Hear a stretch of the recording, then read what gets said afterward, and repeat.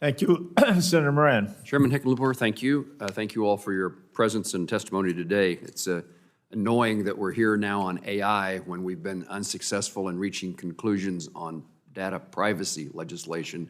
It just seems like one issue piles up after another, both of huge significance.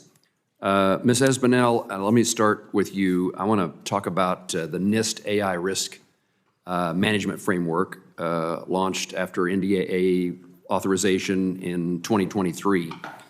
I'm working on legislation, in fact, offered an amendment to NDAA this year that would require federal agencies to apply the AI framework when using AI systems, attempt to ensure that government acts responsibly in implementing AI systems and in a manner that limits potential risks not only to Americans and their data, but to governmental agencies and their missions. Can you talk about, Ms. Espinel, about the implementation of policies based on NIST AI risk management framework that can establish a baseline of good behavior when implementing artificial intelligence systems, which can actually unleash beneficial AI technologies instead of just hindering the development of AI? I would be delighted to. It's very important. The NIST AI framework is flexible. It provides a roadmap for companies in terms of how they can put practices and policies in place to responsibly develop and use AI. We support it being used by the U.S. government. We support it being used in the context of procurement. And I will close by saying I think it is a place, as you kind of alluded to at the end, and as Ranking Member Blackburn raised, where the U.S. can show leadership. I think a model or an approach similar to the NIST AI risk framework is one that could be usefully adopted by other countries as well. Very supportive of that. Thank you. Thank you. Mr. Stray, I'm going to go to you based upon your past history as Deputy Assistant Secretary for Cyber and International Communications and Information Policy at the State Department. That's a long title. They give you long titles at the State Department. Yes, sir. I hope the pay was commensurate.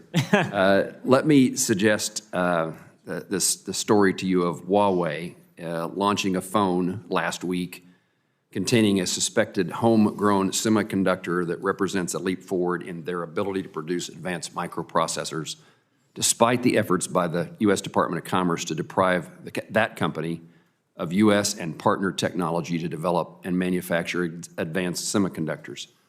A lot of details yet to be known about that.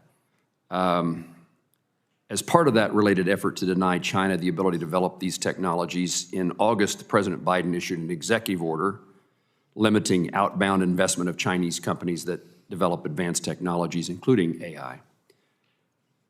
What are the national security implications for the U.S. if adversarial nations take a leading position in the advancement of artificial intelligence? Do you believe the U.S. can appropriately mitigate this risk through the current strategy of denying access to key technologies and investments? And what can we learn from our past and present efforts at restriction in the development of semiconductors? Thanks, Senator. That's quite a compound question. I'll try to do my best job. It goes with your title. Touche. So first is to maintain our leadership, we need to focus on running faster. That is how we innovate and make it to the next cycle of R&D in a position that puts us ahead of our adversaries, the United States, that is. So we need to continue to develop the best technology for all purposes, which will obviously benefit our military and national security uses for those. On the defensive side, we've seen the October 7th of last year export controls executive order regulation, and now this most recent outbound investment restriction. We're still seeing those play out. There's open comment periods on these. They're trying to tighten them up. So we'll see how those play out. There's a very important issue, though, with these, and that is we really need to have a strong discussion with the private sector about how you can do the minimal amount of damage to future R&D and revenues for U.S.-based companies while ensuring that none of these tools end up in the hands of adversaries who are going to use those for military purposes. So really sharpening the focus on where it might be used for dual use or military purposes while benefiting U.S. and Western companies to our asymmetric advantage because they need to keep maintaining those revenues over the long term. So I think we need a stronger focus on working with the private sector to get that balance right, that is stopping the military uses of other countries and enhancing our own use in market competitive development of the technology.